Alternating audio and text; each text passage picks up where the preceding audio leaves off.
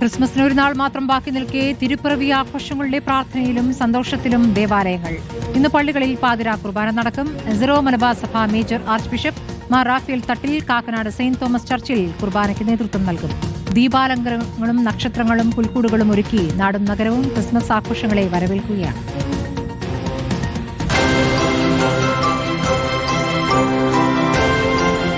തിരുപ്പിറവി ആഘോഷത്തിലാണ് നാട്.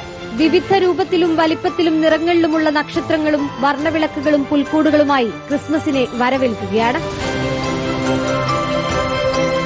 സംസ്ഥാനത്തെ ക്രൈസ്തവ ദേവാലയങ്ങളിൽ ഇന്ന് പാതിരാ കുർബാന നടക്കും. പാളയം സെന്റ് ജോസഫ് കത്തീഡ്രലിൽ തിരുപ്പിറവി ദിവ്യബലി നടക്കും. സെന്റ് മേരീസ് ഓർത്തഡോക്സ് പള്ളിയിൽ ക്രിസ്മസ് ആഘോഷങ്ങൾ വൈകിട്ട് 6-നാണ് ആരംഭിക്കുക. കണ്ണൂർ രൂപതയുടെ ഭദ്രാസന ദേവാലയമായ ബർണശ്ശേരി ഹോളി ട്രിനിറ്റി കത്തീഡ്രലിൽ പാതിരാ കുർബാനയ്ക്ക് ബിഷപ്പ് ഡോക്ടർ അലക്സ് വടക്കുംതല മുഖ്യ കാർമ്മികത്വം വഹിക്കും. കോട്ടയത്ത് ഓർത്തഡോക്സ് സഭയുടെ തിരുപ്പിറവി കർമ്മങ്ങൾ പുലർച്ചെ 2 മണിക്ക് ആരംഭിക്കും. സീറോ മലബാർ സഭയിൽ രാത്രി 11:30 തിരുപ്പിറവി കർമ്മങ്ങൾ ആരംഭിക്കും.